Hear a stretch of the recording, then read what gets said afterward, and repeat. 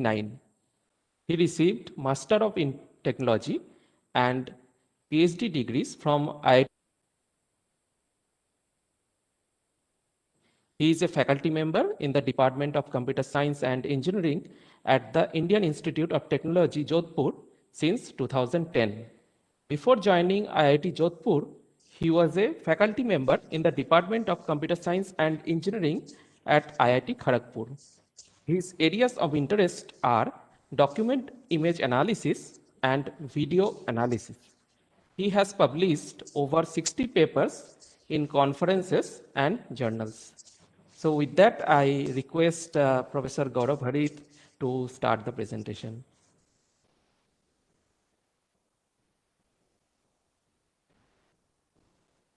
Thank you, Avik. Thank you, Manish. And it's my pleasure to meet you all and give a talk to this gathering.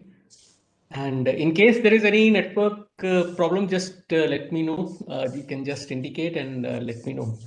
So Okay. anyway, let me start with my talk. And so we are showing a slide where there seems to be a lot of confusion all around, and there are some big strips of papers being generated. Somebody is generating papers, and somebody is trying to put them in their head and take it out from the mouth, and then somebody is trying to read and interpret it, and so on. So you see that processing documents can lead to so much of commotion as we see in this. So that's why the title of this talk is Document Image Analysis to Document AI. AI is here artificial intelligence. So why we have chosen this title is because we'll give a spectrum of how the field of document processing has evolved. So in earlier years, the focus was mostly on image analysis techniques for documents. But recently, the focus has shifted to AI techniques for documents. So phases of document image analysis. So as we see that we need to first understand what is there in the document. Okay, what components are there? What is the content of the document? Then we need to understand it. Okay, after identifying the components, we need to understand them, and then we need to make the components useful so that they can be processed rapidly, and they can also be repurposed so as to increase the productivity and efficiency of a company. Because till date, document processing is a big challenge, and many of these document processing companies, they keep a team of annotators or a team of people who actually see the document and try to analyze what is there in it. So automated processing is still a challenge. So just to give you a flavor, this is one of the earliest successful deployed document processing system. So what is this? This is a postal sorting machine.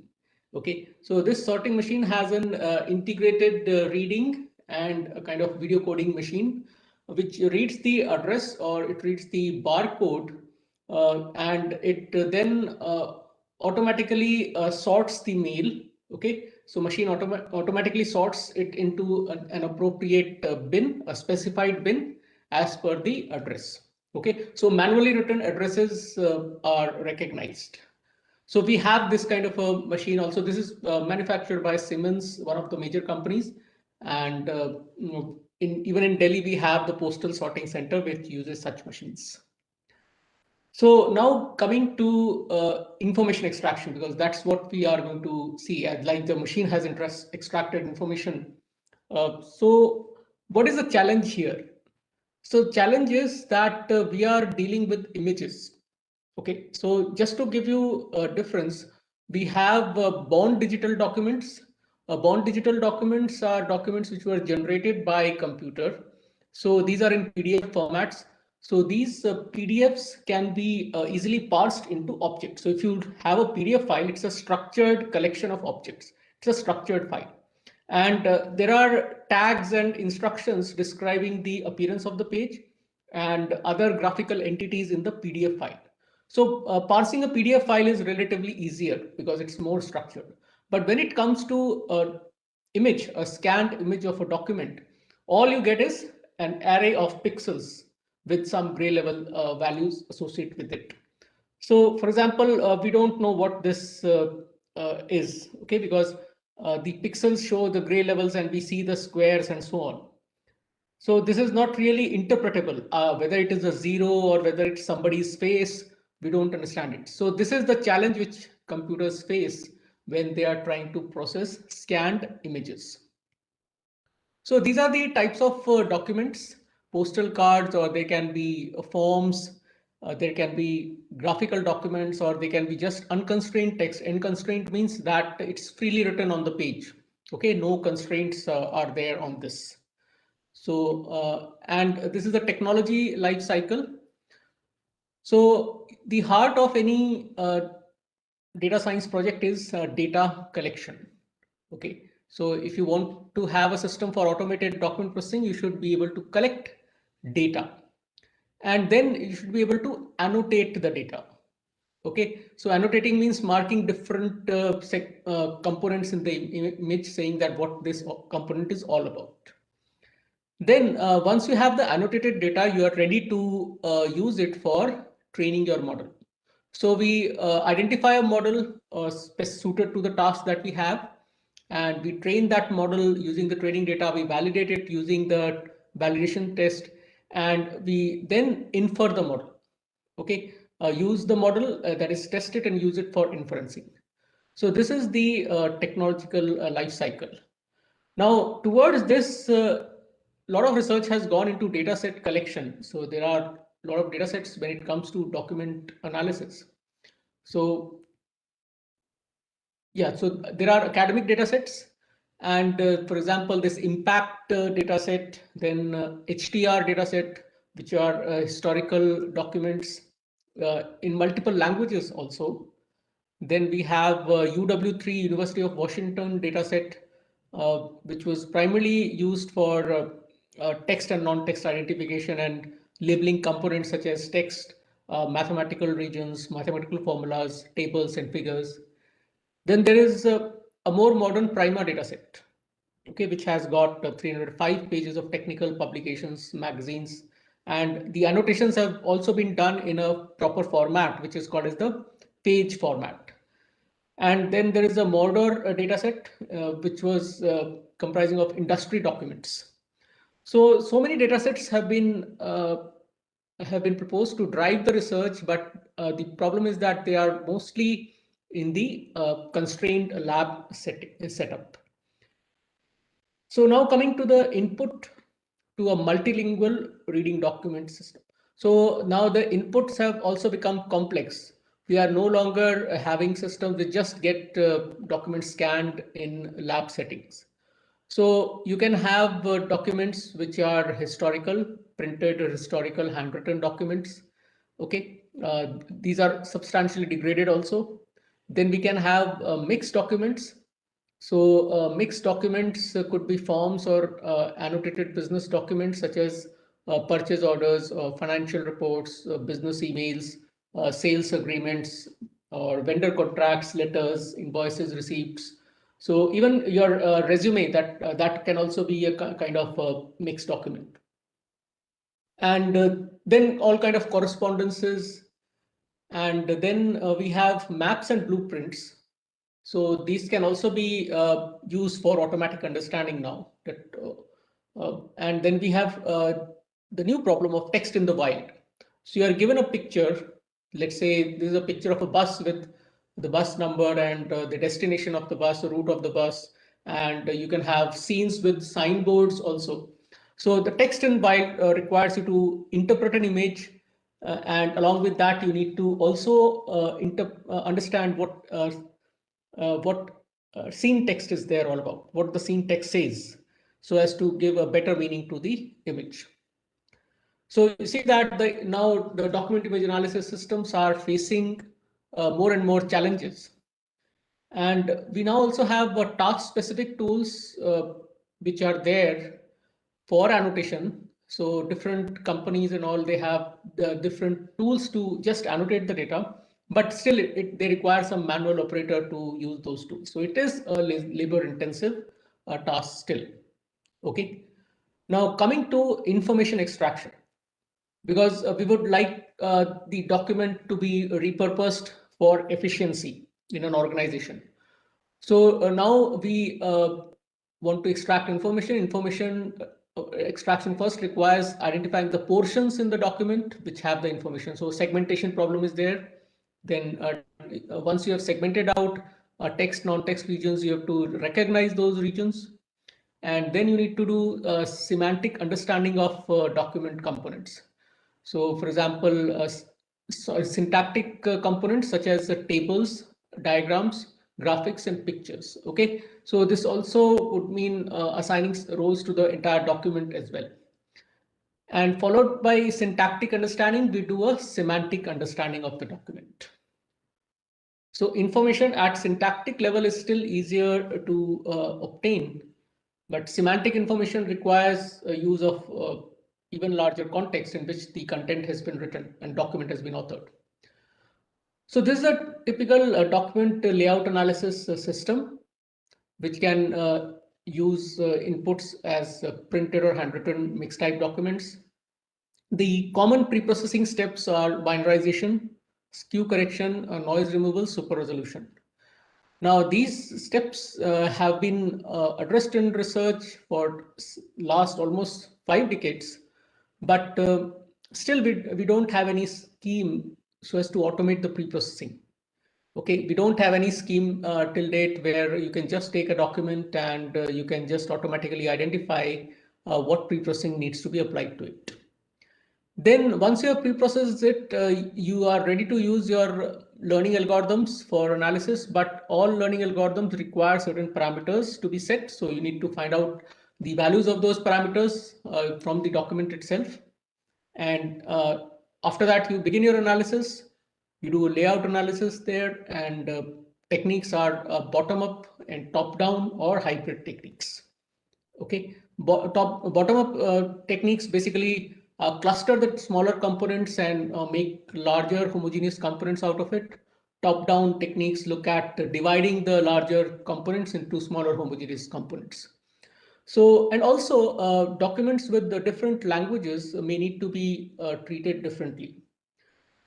And then we do the layout analysis in two flavors. One is this physical structure and the other one is the logical structure.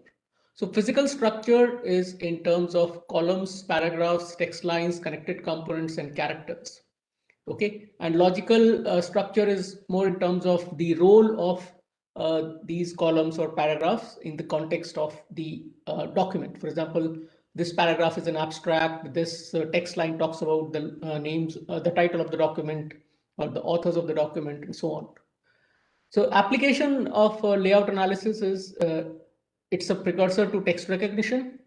And you can also do document categorization once the layout is understood. And diagrams can also be understood. Okay. So let's now look at some new technical directions in pre-processing. So deep learning has been used nowadays for pre-processing. Okay, so I'll just give one example for deep model. So this is for denoising and super resolution, let's say. So now we use GANs, generalized adversarial networks.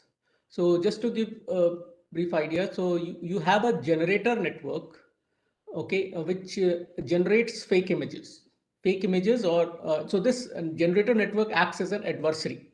So it generates fake images. So from noise as an input, your generative model is able to generate even faces. So this has been trained appropriately to generate face images, real looking face images. But these are all fake. Okay. And this set of fake images are basically generated from noise, a d-dimensional noise vector. Now there is another component to the GAN, which is the discriminator. Discriminator is a genuine guy, and the job of the discriminator is to distinguish between the fake images and the real images. So given the real image and the fake image, the discriminator network is trains itself to predict whether it's a real or a fake image. Okay, Now, this setup has been used for even document pre-processing. So this is the GAN setup where you have the generator generating a fake image. You have a discriminator, which is just discriminating between the two images, and you have a output here. So this is a GAN network, which was this is called as SR GAN, and this is used for super resolution. SR is super resolution, which has the generator and the discriminator network. This was trained in a supervised fashion, and it was able to generate super resolved images. And if you apply this kind of a network to text images, still you are getting good results. Okay, so GANs are useful for pre-processing operations such as denoising. Denoising can also be done using a GAN. And nowadays, GANs have been used in both settings, supervised, which is a conditional GAN, and unsupervised settings. And now we move to the next technique, which is extracting page objects. Okay, so having pre-processed it, so we just took one example of super resolution and showed it. Next, we are looking at once you have pre-processed the image, now it's a clean image. Now you want to extract different syntactic components. So that is, these are called as the page objects that we want to extract. So page objects could be, let's say, tables or diagrams or math formulas or graphs or whatever. So detectors have been used in computer vision, detectors, that is object detectors, and you have successful models such as faster RCNN for detecting objects. Now, this model has been borrowed from computer vision and has been applied for document images as well.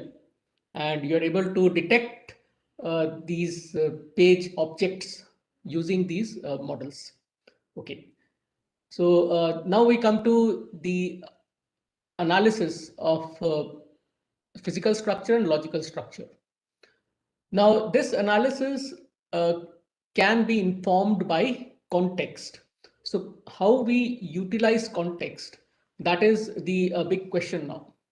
So, context is important, and context can be used in the detectors. For example, the faster RCN detector has used some context, but context can also be used in post processors. That is, once you have got some result, you post process it. That is, that may require you to merge some of the adjacent components or do a further splitting, and based on context. So CRF is a popular model for post processing. So now let's look at deep learning for syntactic roles. So deep learning basically tries to learn good quality features, and it's also called as representation learning when you learn features using deep layers. So in representation learning, we learn the context.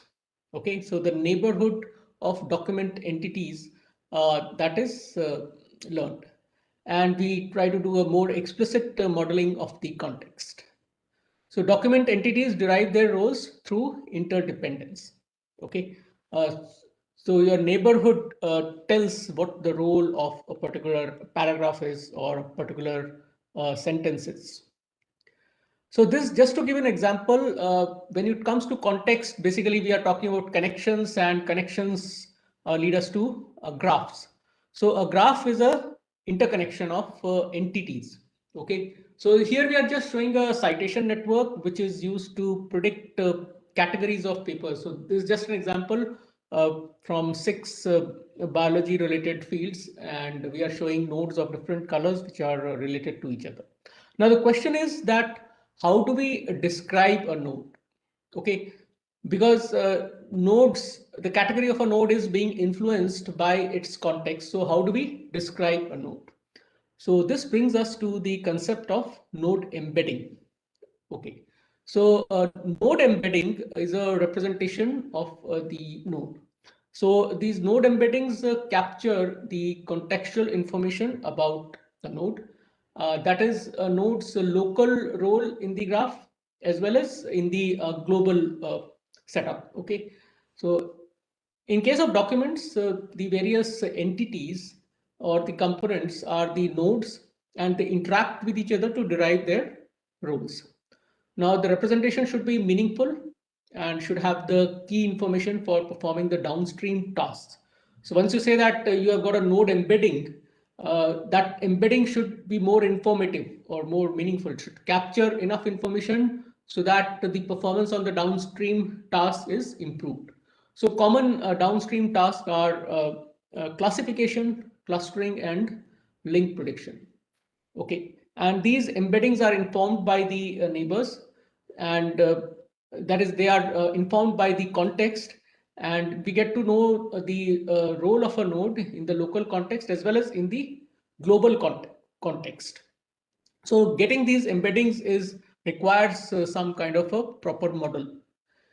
And we also have link prediction. Link prediction is basically to test whether a new kind of a relationship exists between the nodes or not. So links are basically relationships, syntactic or semantic relationships. So just to give an example of how node embeddings can be used in documents, we take the example of forms. Okay, so we all fill up forms where there are certain printed fields and there are blank areas where we try to write something. So connecting to documents, we would like to learn the associations between these keys. Okay, so these printed portions are called as keys, and what we write there are called as values. So you want to learn the associations between the key value pairs, and then the embeddings of the associated nodes should come closer to one another. So once you say that this is a key node and this node corresponds to value, then the embeddings should be close enough. Okay, then only the association can be identified between them. So just like your name, date of birth, PF number, and so on. So based here, we can also exploit the content which is written, and we can also exploit the uh, type of the content, such as numbers or simply text and so on. So this is a problem where we can use graph neural networks, or we can use graph autoencoders, because both are the techniques which exploit context and come up with new contextual representations of the nodes. And these graph neural networks and graph autoencoders basically earlier they were formulated in the form of transductive learning. So in transductive learning, basically the training data as well as the test examples both were used to learn the model.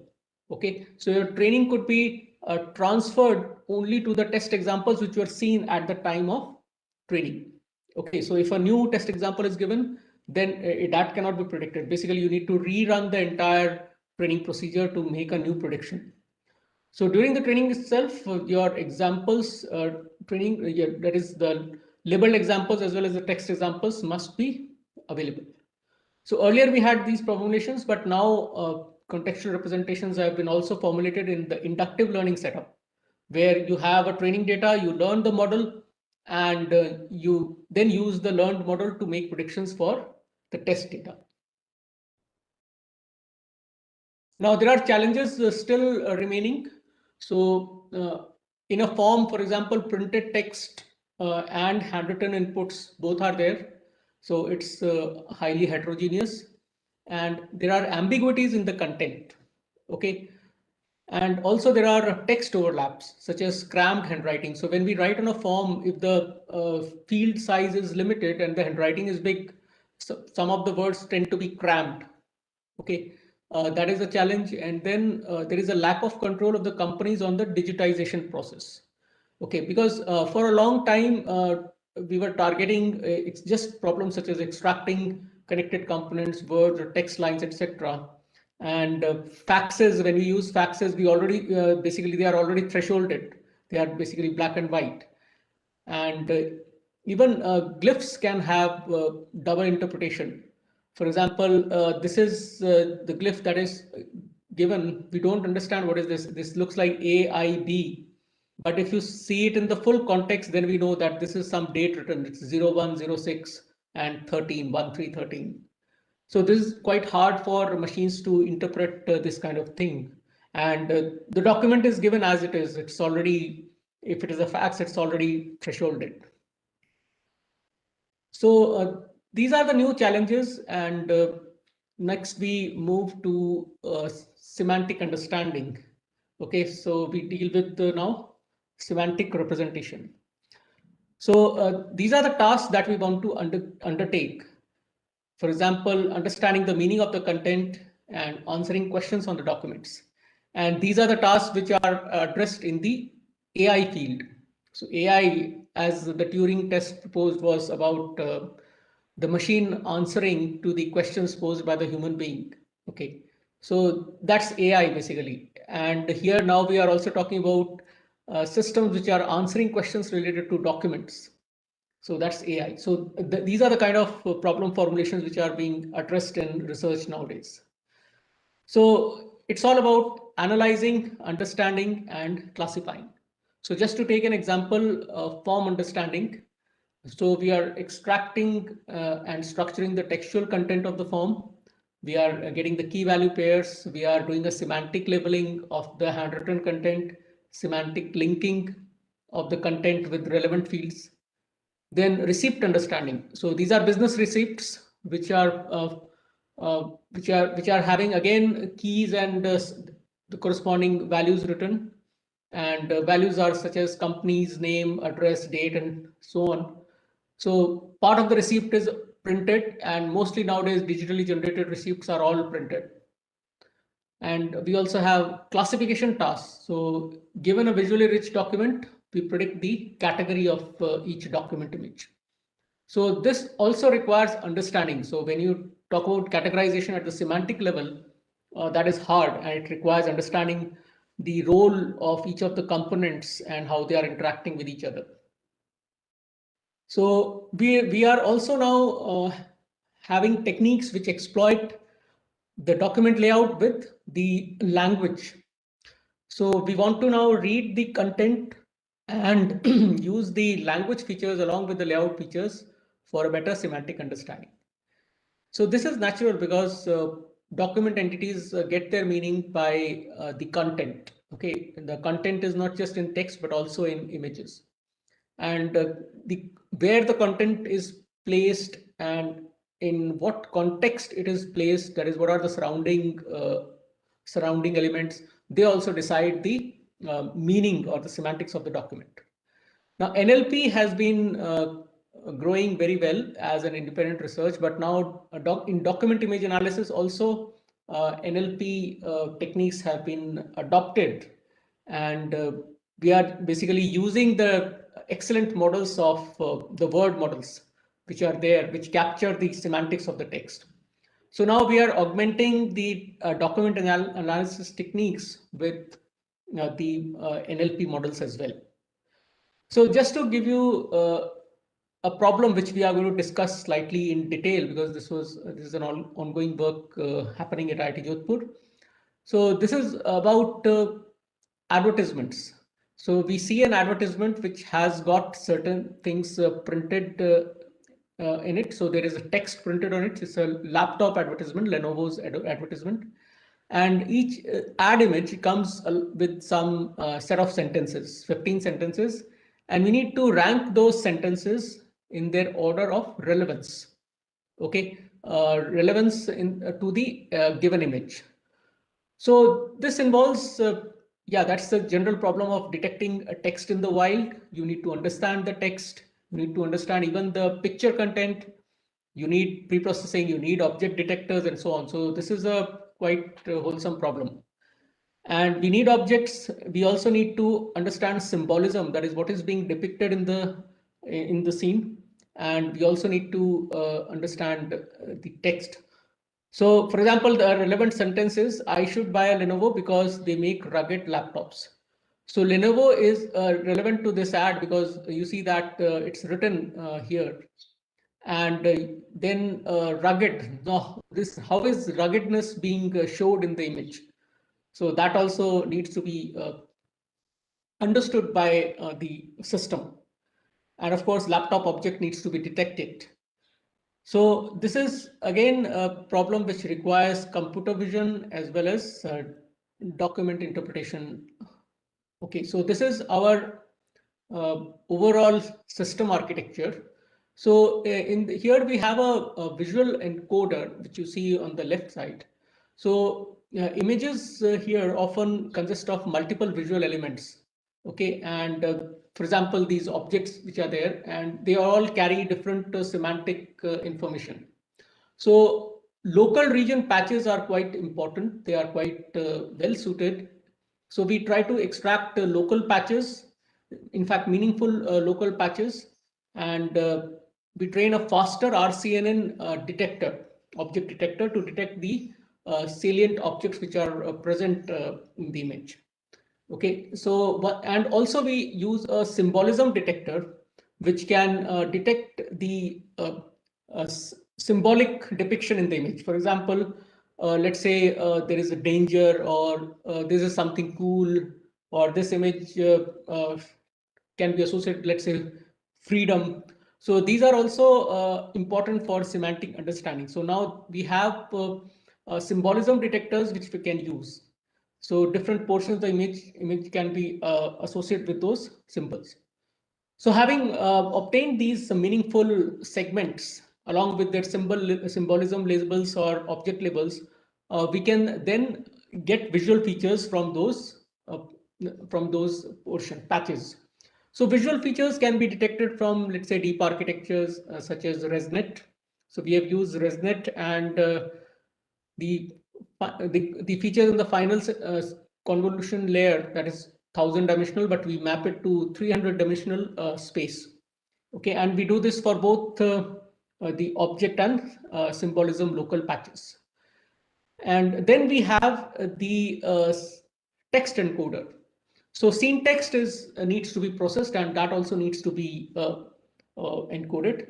So while the scene text is a rich source of information, extracting it is not easy. So we tried multiple off-the-shelf scene text detectors, and finally we settled with the Google API because that was giving us the best kind of performance.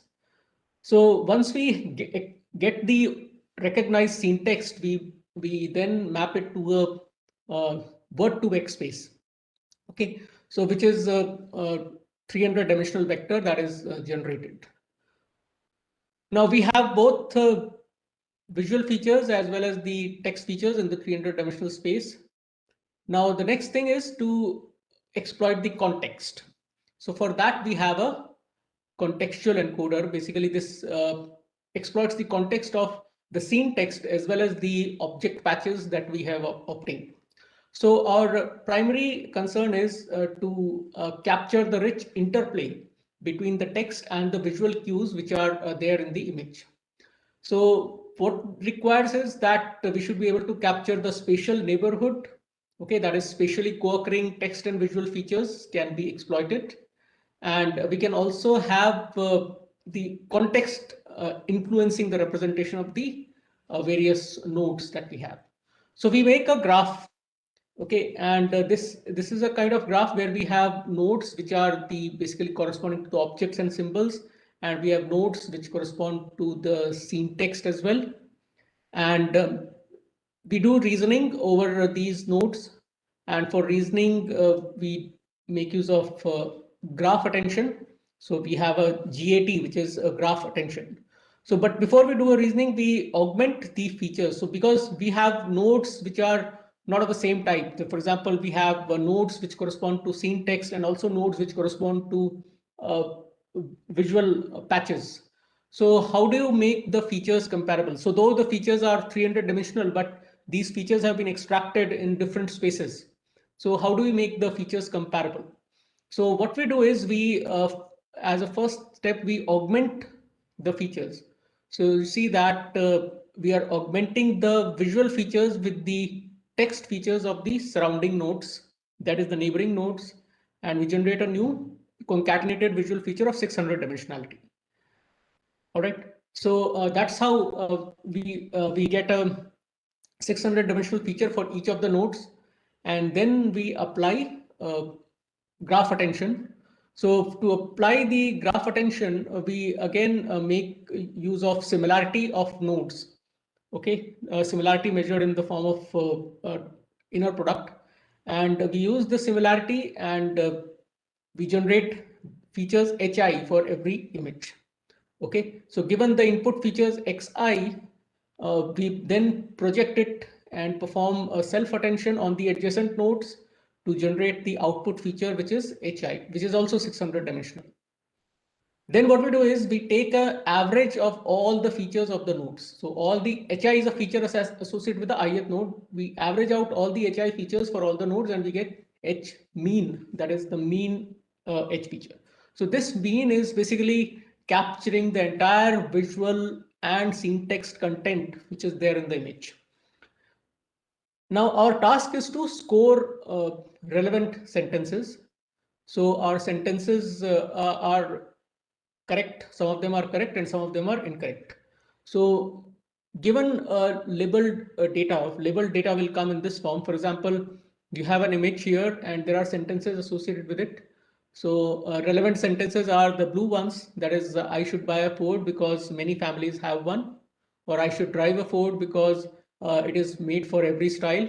And there are irrelevant sentences that I should watch out for bad drivers because they could be tourists. Now, there's an irrelevant sentence, and we get a labeled data with these relevant and irrelevant sentences. So what we do is we do a training here, which is a triplet loss training. Okay, so as part of the triplet loss training, we'll be projecting this H, that is the overall vector H, to another space. Okay, using this learn projection matrix WS, and we get Z as the projection. And we do a triplet training. So as part of triplet training, we design a triplet loss. So what we have is Zi, which is the representation of the image, and Si, which is the representation of the statement, which we need to mark as relevant or irrelevant. So in this loss, we select one relevant statement Si and one negative statement Sj. Okay, so both positive and negative statements are sampled out and used as part of this loss. And beta is a margin value which we choose. Capital B is the batch size. So overall, over a batch of B sentences, we formulate this loss and we try to minimize it.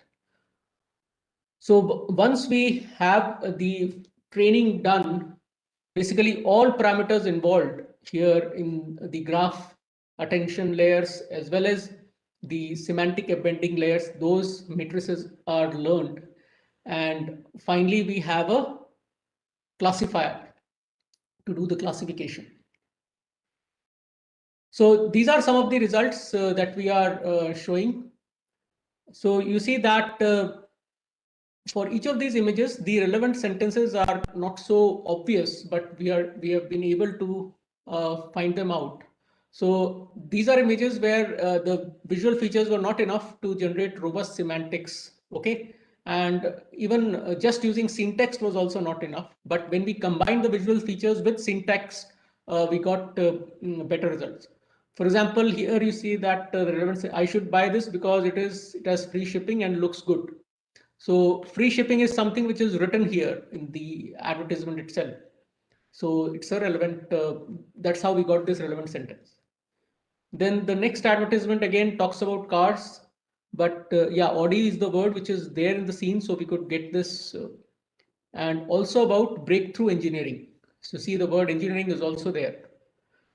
So yeah, some of the scene text words are helping out in getting the relevant sentences. But if you look at, let's say, the last example, okay, so here the relationships are not so obvious. So, but our context, that is the visual content, the symbolism, as well as the scene text, after the interplay has been captured by the contextual encoder, then we are able to get this visual sentence. So this is a product and we are talking about getting this service for peace of mind. And peace of mind is basically being conveyed through the picture and also about the text, okay, that is being excited about the future or being anxious about the future. So that is the kind of advantage we get by exploiting both the scene text as well as the content. So these are retrieval examples where we show that there is an image here which is having the red border, which is the query image, and the rest of the top row images show the best matches retrieved using semantic features based on visual cues. Okay, and the bottom row shows the results obtained by incorporating the contextual encoder for the semantic features. So here we are using both visual text as well as the scene text cues. Okay, so you see that the bottom row is able to get cars which are more visually closer to those which are there in the query image. Okay, so even the brand of the car which has been retrieved in the bottom row images is correct. So that's why we say that semantic features uh, based on visual cues are also important. So this is a classification task. Here we are just classifying the images. So this image corresponds to coffee advertisement. This is this is for cars, and this is restaurant, soda, and so on. So this is healthcare. So some of the results have been misclassified as well, but these are some of the difficult images to classify, because what this image is all about, it's you just can't guess it without understanding the written text as well as the overall picture. So nowadays, document AI is a fast propelling field, and a lot of data sets have also been proposed recently in the last 2-3 years. So we have a text VQA data, scene text VQA dataset, diagram VQA dataset, doc VQA dataset, OCR VQA dataset. So all these datasets come up with the images with a lot of questions associated with those images, and those questions have their answers, which are obtained from human annotators. And now the challenge to the machine is to answer all those questions from the information which is there in the images. Yeah, now machines can also exploit other sources of external knowledge when it is processing. For example, here the leftmost image, it says danger deep water. Okay, so now the question is, what is the danger? We should be able to say that it's the deep water which lies ahead, which is the danger. Okay, for example, if the question could be what is the extension number as per the voucher, then we should be able to print the extension numbers. So that requires OCR, and the questions can go difficult as well. It's not simply answerable by having the correct OCR of the questions. So these are some of the projects which are going on at IIT Jodhpur. So we are doing work on visual question answering on scene text images, and we are also working on form analysis, that is associating the handwritten content of the form with the printed fields.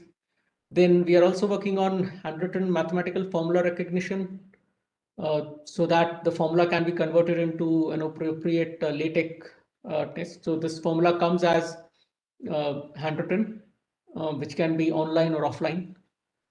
Then we are also working on online handwriting recognition and error correction in OCR documents. So correcting the OCR errors. So with this, I would like to thank you for your attention, and we can have some questions now.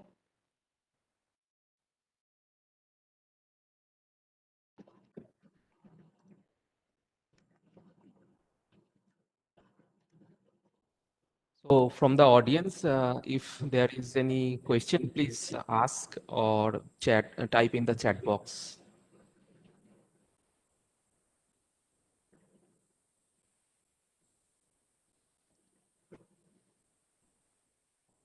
Audience, you have any question you can ask.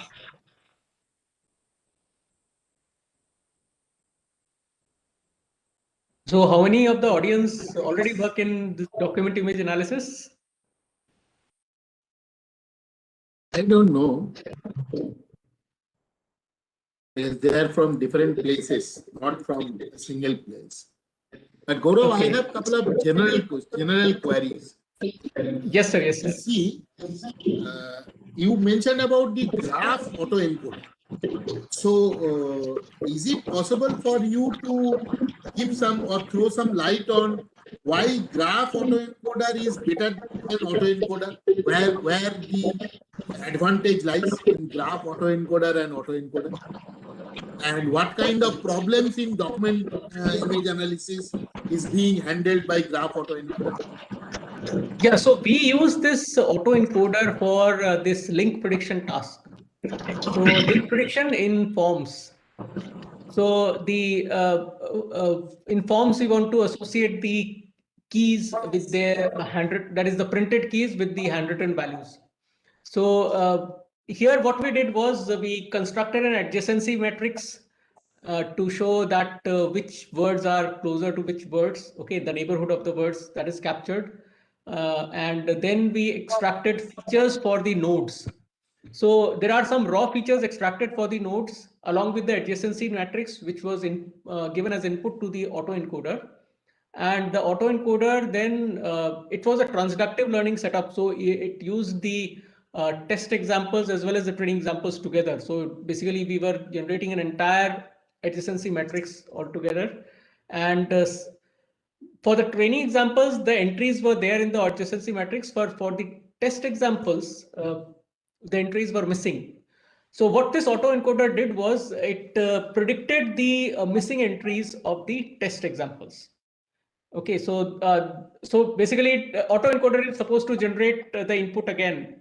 So in that process, it also got the entries, the missing entries of the adjacency matrix, and from that we were able to do the link prediction.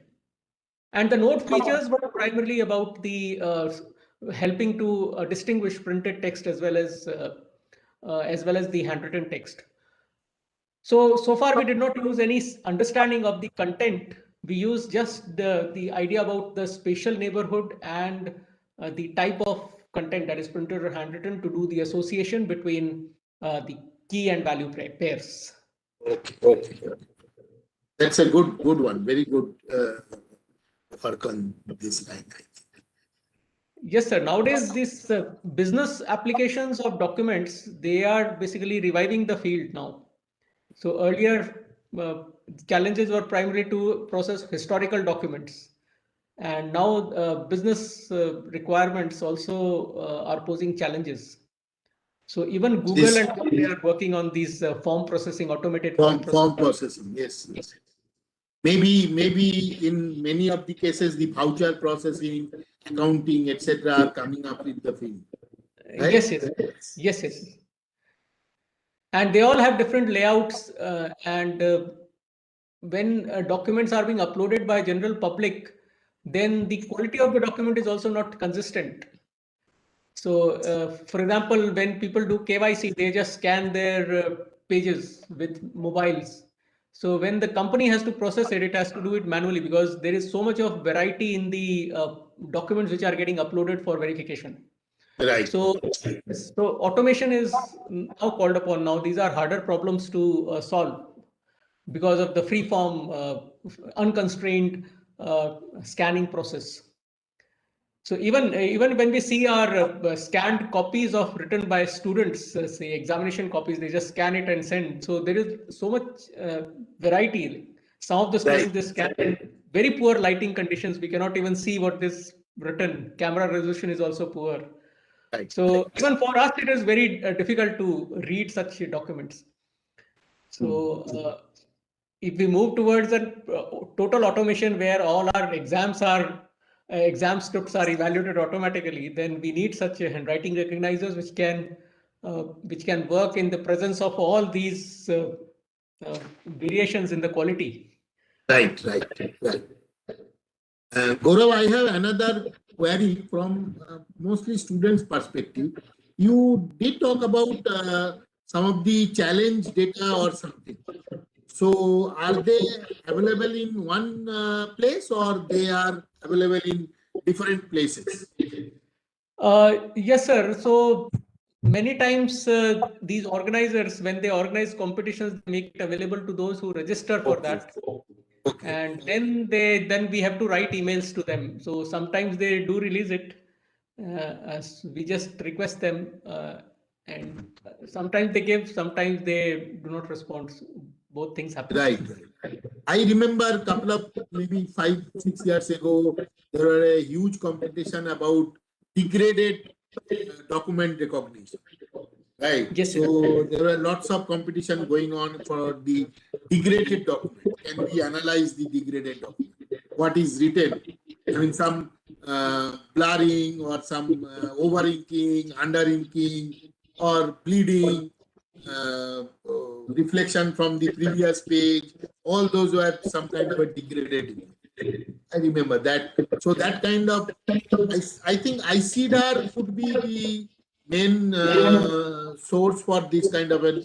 Yeah, ICDAR is organizing competitions regularly. Even binarization problem, now they have competitions on binarization, which is an age-old problem. So challenging documents come for proper binarization. That is also there now. So even for pre-processing, started using deep learning now. So they are mostly looking for the deep learning mechanism for doing those binarization tasks and all this. Yes, Right? yes. So now the Gonzalez and Woods book is irrelevant now, for all image processing. So people are doing image processing. They are no longer being used. People are using image process, doing image processing using only the black box deep learning convolution. Exactly. Even generation and all, graphics and image processing, they are all moving towards GANs and all. So GANs are basically the state of the art in everything now. Hi guys. Hello, do you have Hello? any question? Yes. Please, go ahead. Yes, you can ask.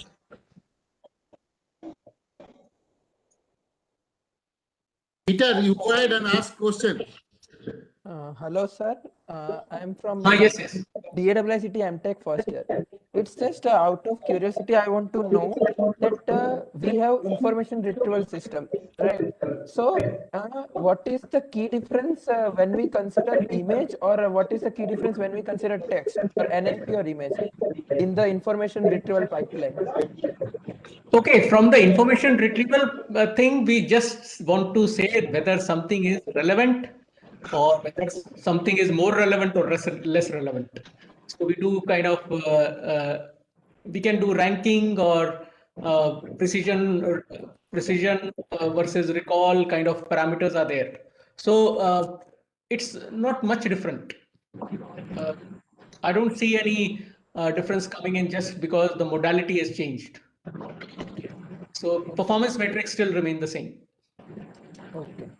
And sir, do we need to do any extra stuff for image for the any information retrieval system or any document analysis rather than text? No, we are basically understanding the image now. So when we talk about text retrieval, we try to understand the relevance of the text paragraph to something, to some concept. Now, when we are talking about images, now we are talking about the relevance of the entire image to some concept, query concept. So query, for example, the thing which I discussed, so query, we wanted to just say that whether the statement is relevant to a given image or not. Okay, so based on that, we got the result. So we can have, let's say, top 5, how many of the top 5 sentences are actually relevant. So those kind of metrics can be formulated. Okay, sir. Okay. Thank you. Okay, so relevance is in the context of image. Okay, and we need to interpret the image. So challenge is to interpret all what is there in that image. And the advantage of deep learning nowadays is that every representation can be mapped in a kind of common space. So you can have a text being represented as a 300-dimensional vector. You can have image patches represented as a 300-dimensional vector. Okay, and then those spaces can interact with it. You can have you can learn projection matrices for those spaces. So that is the advantage of representation learning, that everything comes on a common playing level when you want to do retrieval. Okay, so we have one question on the chat box from Dhyanil. How well the document image analysis system works for Indian languages, and what is the progress made towards it? Document image analysis systems towards Indian languages. Okay, so for Indian languages, basically, we have not yet reached the AI part, as I talked about. We are still in the IA, that is the image analysis part. So we are still struggling with problems such as layout analysis, pre-processing, and OCR. And we don't even have, let's say, perfect OCR systems for Indian languages. We don't have proper post-processing systems for Indian languages. So these are some of the challenges. So the work is going on, but the thing is that the level of accuracy is such that it cannot be put to commercial use. That is a problem. Especially when it comes to the handwritten document. Yeah, handwritten and even contemporary printed documents, the moment the quality of the document degrades, the performance goes down. Right. So that is a thing. And Google now has basically OCRs for all languages. So what we find is that Google OCRs perform better still. Provided the quality of the document is reasonable, Google OCRs will do very well. Okay, are there any other questions? Okay, I had a couple of questions. So one is that related to what you said, like different document types of different scan documents, for example, lighting conditions and other things.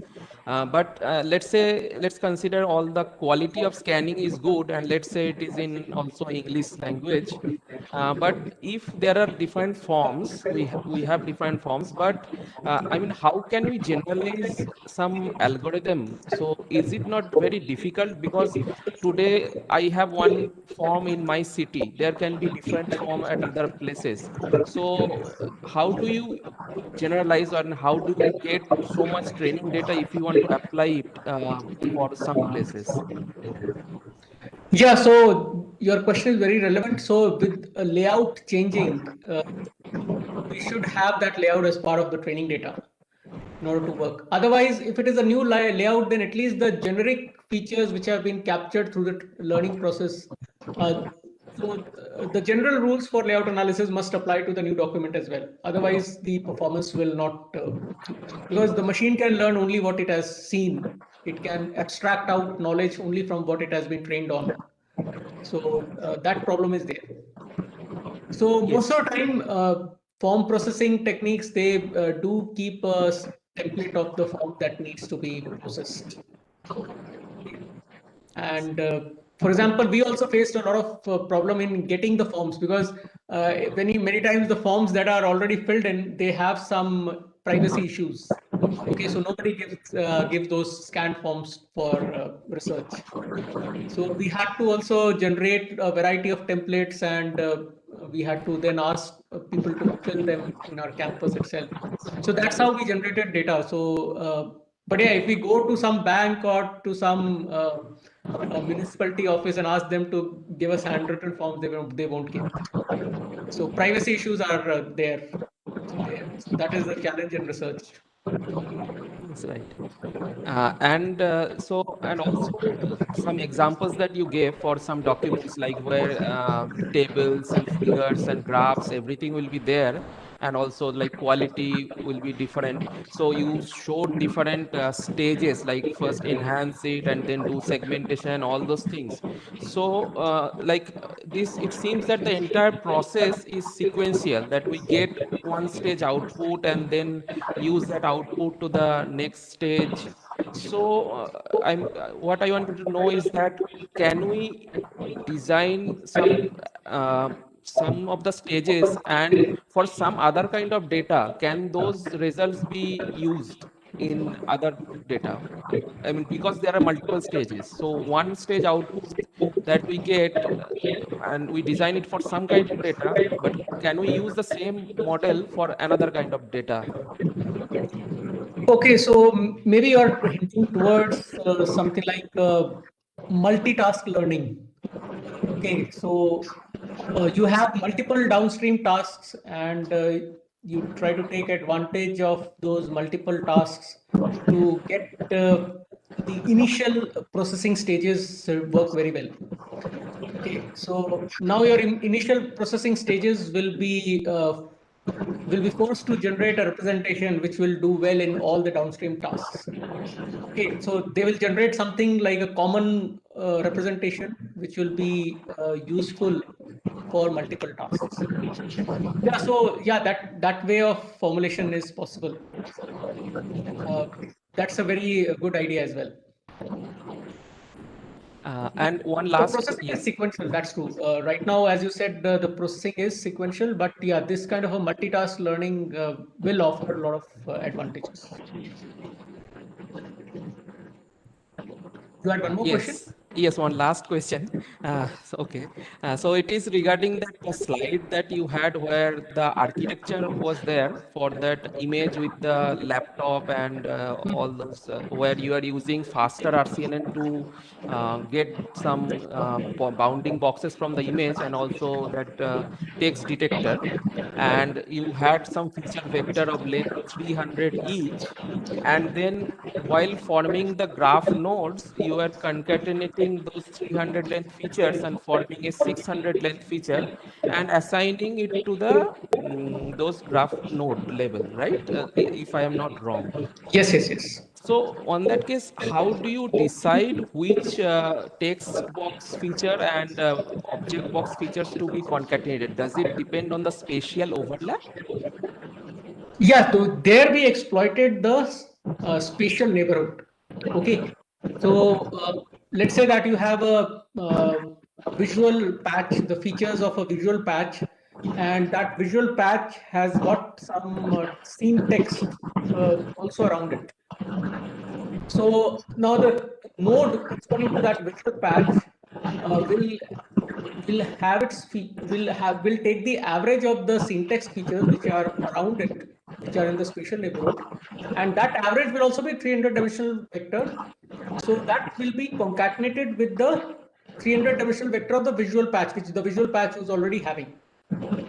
Okay, so it's just like a spatial neighborhood being also taken into account for generating the composite representation of that node. And we do this for the text nodes also.